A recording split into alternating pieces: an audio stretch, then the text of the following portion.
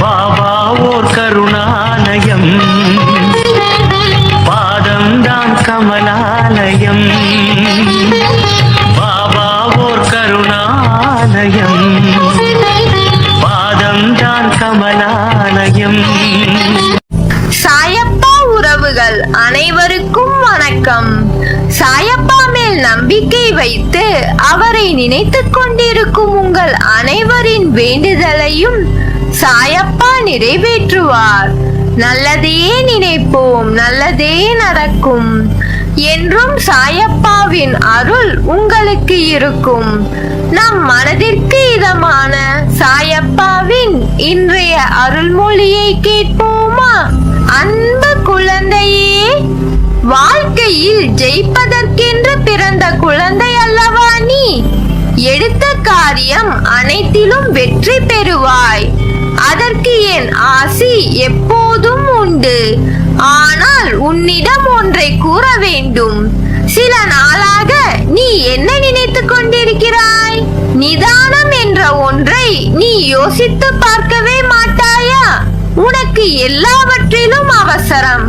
அவசரப்பட்டு செய்யும் காரியங்களால் தான் இன்று நிம்மதி இல்லை என்று புலம்பும் அளவிற்கு வந்துள்ளது.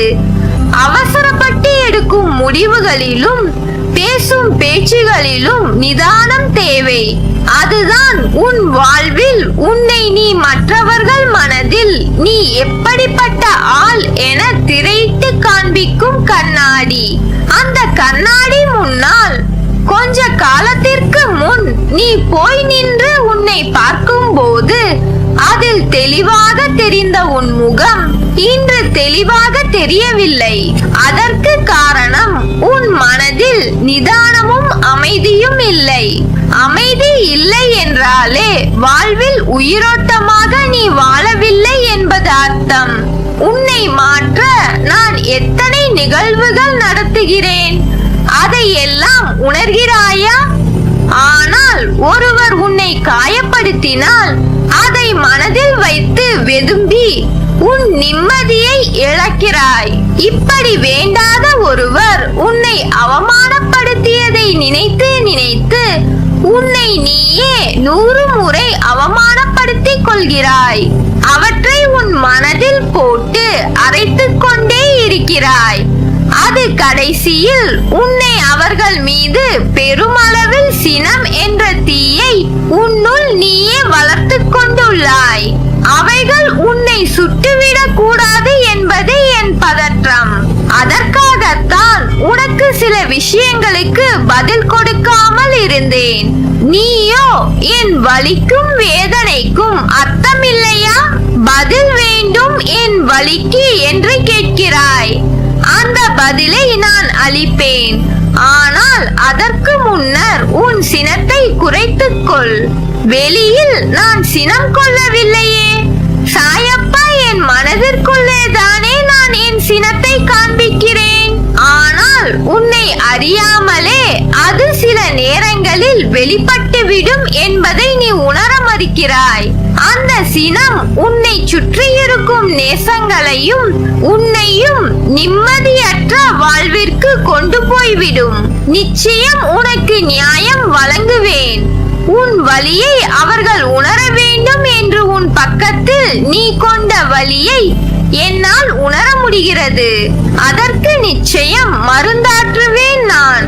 இனிமேல் நீ ஜெயமாக சந்தோஷமாக இருப்பாய்.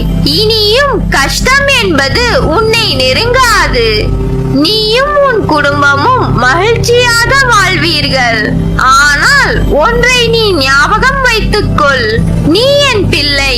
என் தேகத்தில் இந்த துவாரகாமாயி தாய் குருதியில் இருந்து பிறந்த ஆத்மா நீ. உன்னுள் அமைதியும் அன்பும் எவ்வாறு நிலைத்திருக்க வேண்டும் என்ற அறிவுரையை நான் போதித்து இருக்கிறேன். அதனால் ஒன்றை புரிந்து கொள். ஒரு காயத்திற்கு இன்னொரு காயத்தை வைத்து ஈடுகட்ட முடியாது. உன்னையே நீ யோசித்துப் பார்.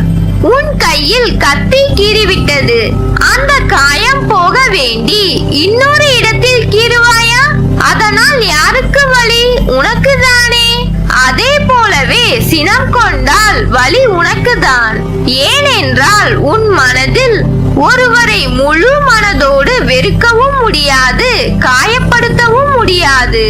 சினத்தால் அவர்கள் அடித்த சொற்களின் வலி உன்னை சுட்டதென்று அதனை சட்டென்று தாங்காமல் அலறுகிறாய். அவற்றின் வெளிப்பாடே உனக்கு உள்ள கோபம்.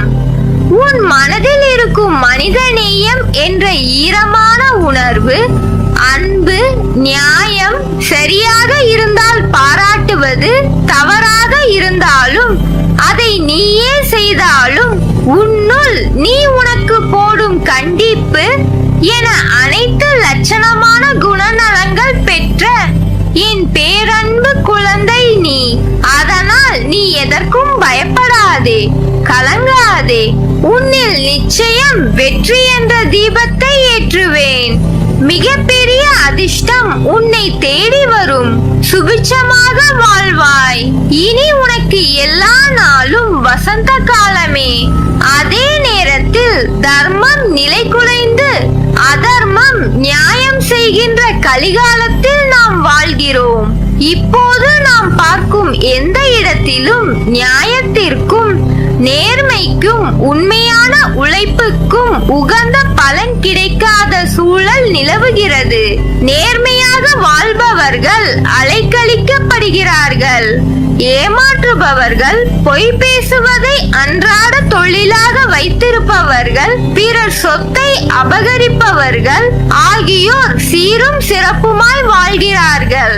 நிலை தவறியவர்கள் தங்கள் வாழ்வில் நடக்கிற ஒவ்வொரு நிகழ்வுக்கும் ஜோதிடம், அருள்வாக்கு என சதா அலைகிறார்கள். அதனால் அவர்களின் பிள்ளைகளுடைய வாழ்க்கை கெட்டுவிடுகிறது.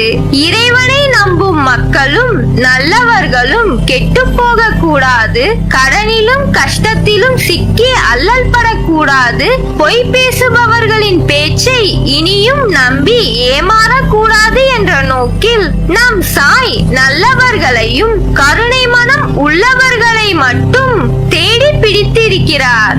அப்படித்தான் நீங்களும் நானும் அவரால் பிடிக்கப்பட்டோம். சிட்டுக்குருவியின் காலில் நூலை கட்டி இழுப்பதை போல தன்னிடம் அவர்தான் நம்மை இழுத்தார். அவரே எல்லா நிகழ்வுகளுக்கும் காரணகர்த்தா ஆகும்போது தேவையற்ற முயற்சி, அலைச்சல், குழப்பம் வேண்டாம். அவர் நம்மை விடுதலை செய்து விடுவார். இனி உன் மனம், எண்ணங்கள், செயல்கள், பாதைகள் நல்லதாகவே அமையும். உனது துயரங்கள் விரைவில் ஒரு முடிவுக்கு வரப்போகிறது. தேவையில்லாமல் கண் கலங்க வைக்காதே, மகிழ்ச்சியாக இரு. நான் இருக்கும் போது எதற்காகவும் கலங்காதே. என்னை மீறி எதுவும் நடக்கப் போவதில்லை. உன்னை நான் தேர்ந்தெடுத்து நான் வசிக்கும் இடத்திற்கு வரவழைத்தேன். எப்படிப்பட்ட சூழ்நிலையிலும் கலங்காதே. என் வாக்கு என்றும் பொய்யாகாது. எந்த சூழ்நிலையிலும் உன்னை கைவிட மாட்டேன். நம்பிக்கையோடு இரு. உனக்கு என்ன வேண்டும்? வேண்டியதை எடுத்துச் செல். எனது கஜானா வாயிற்கதவு உனக்காக எப்போதும் திறந்திருக்கும். எது உன்னிடத்தில் சேர வேண்டுமோ அது உன்னிடத்தில் தானாகவே வந்து சேர்ந்துவிடும். அனைவரும் வியக்கும் வண்ணம் நீ உயரக்கூடிய கால நேரம் வந்துவிட்டது. நிம்மதியாக மகிழ்ச்சியாக இரு. நல்லதே நடக்கும். நீ என் பரிபூர்ண அருளும் ஆசீர்வாதமும் அன்பும் பெற்ற என் செல்ல பிள்ளை.